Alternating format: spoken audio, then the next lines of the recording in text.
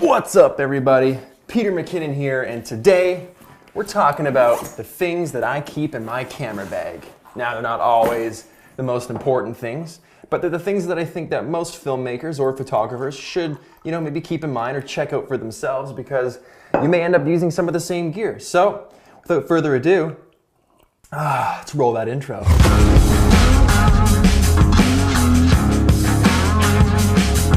Welcome back again. Great to have you here. Nice to see you. I figured I would take a little bit of time today to go over some of the stuff that I carry in my camera bag. A few of you have been asking. I've been updated since. I've added a few things. I've taken a few things away. I think sometimes it's important to watch these types of videos because certain gear does absolutely enable you to get certain types of shots and think different ways. So it's really interesting to me to see how different filmmakers and filmmakers that I look up to, photographers that I look up to, it's really cool to be able to see what they carry with them as tools to create the art that I'm a fan of. And I want to take a quick minute to thank our sponsor for this episode, Squarespace. If you're looking for a website, a blog, a store, somewhere to put your portfolio, these are the guys to go to. It's an all-in-one platform where everything is taken care of for you. You don't have to worry about stuff like patching, upgrading, installing, none of that. Gone are the days. Tons of beautiful, award-winning designer templates to choose from. They've got award-winning 24/7 customer service, so you're never left hanging. They make domains easy. They make the whole thing easy. If you want to make the jump, head over to squarespace.com/McKinnon, enter code McKinnon at checkout, and save 10% off your first purchase.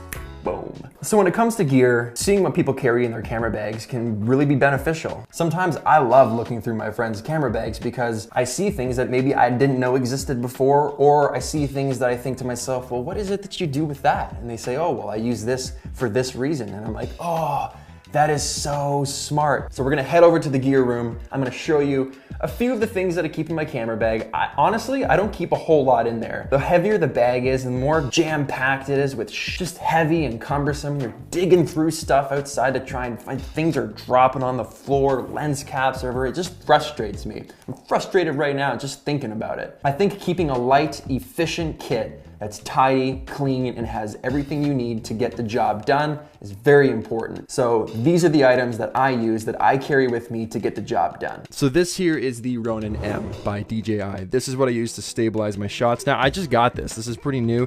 I've used it before, and I'm not new to 3-axis gimbals. I've used the Movi M10 and all those different types of things, but this one I specifically got just because it was a little cheaper. It was exactly what I needed to get the job done. So if you guys are looking for steady, smooth shots that aren't in slow motion, you want to track somebody or follow somebody in a shot, this thing here is amazing. This will balance DSLRs, it'll mirrorless cameras, bigger cameras, that kind of stuff. But if you're gonna balance a camera like I'm using, which is the 1DX, you need to get the extension rods for it to balance out that center of gravity, because the camera's too tall, which means it's top heavy.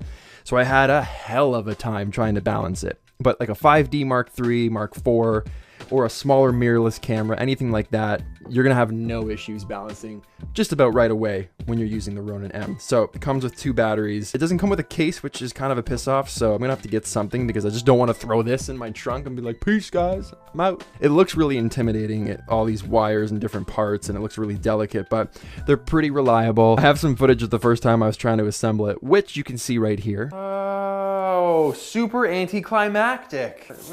What the hell is all this Oh my god. Oh, this is gonna take forever. I'm gonna be here for days. Who invented this? But after the first time, it goes like a breeze, super, super fast. It also comes with this tuning stand, which you set up to help tune. The one downside is you have to bring this with you if you're gonna be shooting outdoors, because if it ever needs to be retuned or calibrated or balanced, you have to bust this out, because there's nowhere to actually sit this down when your camera's on it. So you're either holding it or you're putting it on the tuning stand. So if you're gonna use the Ronin, this has to come with you.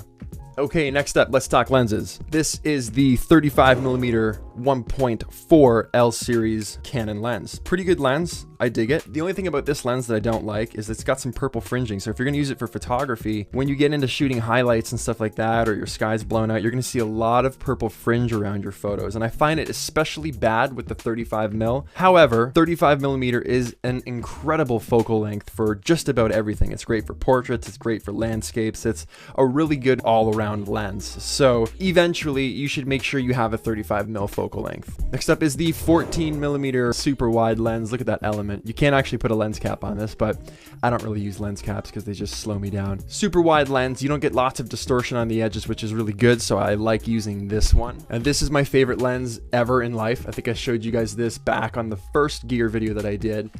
But this lens is the 7200 2.8 Mark II image stabilized lens. So it's stabilized, all the zoom is internal, so nothing telescopes out of the lens, which is great. All that nice B-roll is done with this because it really compresses the background. It gives you an incredible bokeh, makes that background super silky smooth, and it just looks insane. So this lens is what I use when I'm gonna do a portrait where I really wanna isolate somebody or blow out the background or get some really good B-roll, because the image stabilization is nice and it's just, I don't even know, it's just magic. It's just like the nicest lens ever, okay? So this is a 100mm macro. They make an L version of this, but honestly, I don't really think you need it. I use this for product shots, close-up shots. If you're gonna shoot someone's eyeball or something like that, this will get really, really, really close. But if you're gonna get that close, you probably want this on a tripod, especially if you're doing video with it. If it's photos, you might not need to, but all around, really, really good lens. Okay, this is the 24mm. I use this lens everywhere. This is my absolute favorite lens. It's beat to hell.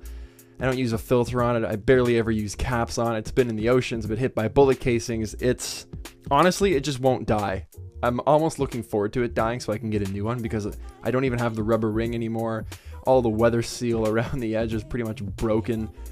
So it's had better days. However, that's a testament to say that this lens has endured everything. So it is by far my most favorite lens. The Mavic Pro. This is the drone that I use. This drone is insane. I don't even understand how this exists. It's so small, it can fit in like your hoodie pocket, your sweatshirt pocket, folds out incredibly well. The design of this is insane. I don't actually fly it with this little case on. I take that off because I just use it to protect the camera when it's in my camera bag, but that's the beauty of it. I don't need an extra backpack for this. I don't need a dedicated case for this. This just goes in my camera bag with everything else, which means I'm gonna use it more. When I had the Phantom 3 Pro, I had a huge bag for it, all kinds of accessories. Just one more thing I had to bring with me, which I didn't want to. So I've been using this a lot, having a lot of fun with this. I mean, these are so cool. I think you can even fly these indoors. You know, I've never even tried flying this indoors. I wonder if I could fly this in my office.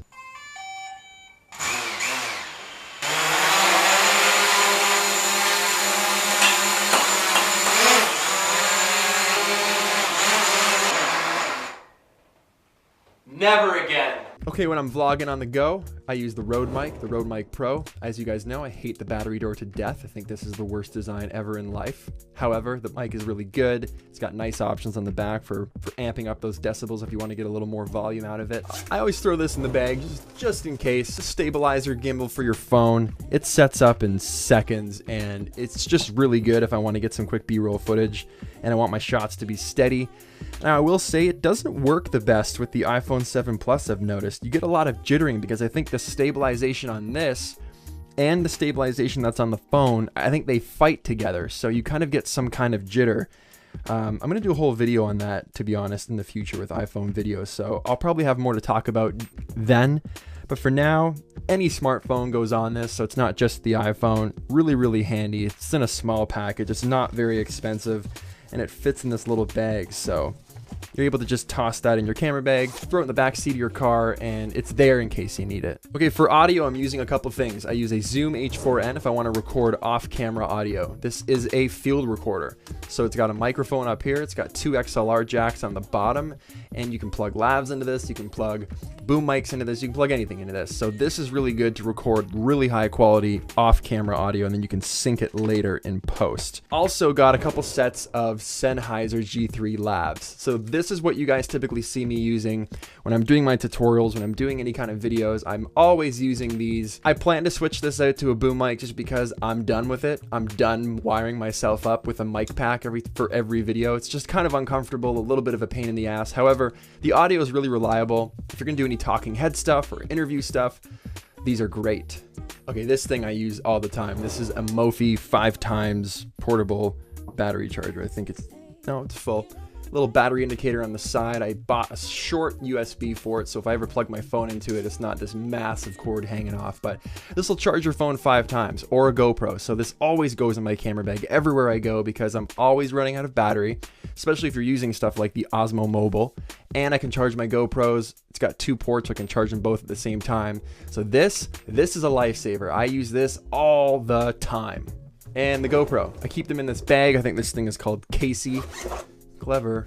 And inside I have everything I need if I'm going to shoot anything with GoPros. Their little selfie stick, which you can use if you're skateboarding, snowboarding, skiing, boosted boarding, anything like that. And this also turns into a tripod, which is really, really handy.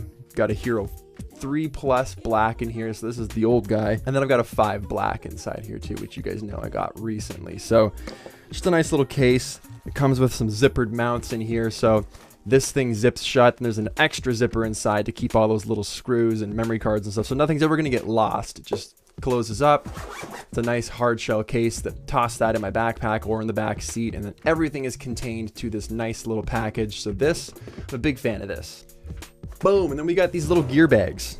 I keep these little bags with me, and I'll link all this stuff below so you can find them. And inside here, I've got more little pouches that have a bunch of compact flash cards and CFast cards and that kind of stuff. It's all about organization. I've got extra batteries for the 1D in there, extra batteries for the Mavic, and then I've got an intervalometer in there that you guys saw in that time-lapse video. These little pouches are nice to have because they just segregate everything, and you can have like 4 or 5 of these. You can have one for audio, you can have one for batteries, you can have one for cables. You just drop them all in, and then everything is nice and tidy. It's all about having nice, tidy stuff. Okay, so it's important to remember that these aren't things that you need to have. They're things that make the job easier. They're things that I use to get the job done. Some of those things do make my job easier. Some of them make my life more difficult. Like that DJI Ronin is a pain in the ass. That thing sucks to tune and balance. It's heavy. Like, how do you just carry that on an airplane? How do you carry that anywhere? It's just, you know, sometimes those things are the pains of filmmaking. Yes, it's a pain in the ass, but those things separate us from the people that aren't willing to put in the work to get the shots. I will hike with that thing. I will hike with heavy cameras and lots of lenses so that I get home and when I start editing, I'm like, oh, hell yeah, look at this shot. And I would never have got that shot if I didn't bring all that crap with me. Now, there's also the other side of that discussion, which is sometimes it's not practical to bring so much crap with you. It's heavy, your shoulders get tired, your arms get tired just carrying the stuff, which means when you actually go to shoot, you're already exhausted. So don't be discouraged if you can't afford any of this stuff, or don't be discouraged if you don't have any of this stuff. Just use it as a means to understand my process a little bit better. Okay, so that's where I'm gonna end it today. Thanks so much for watching this video. Like I mentioned, all the links are below if you wanna check out any of that gear. Hit that like button, subscribe if you aren't already, and I've got so much to film this week. We're just dipping our toes in right now. Like, we're scratching the surface. What do they say? We're barely scratching this. I'll see you guys next time.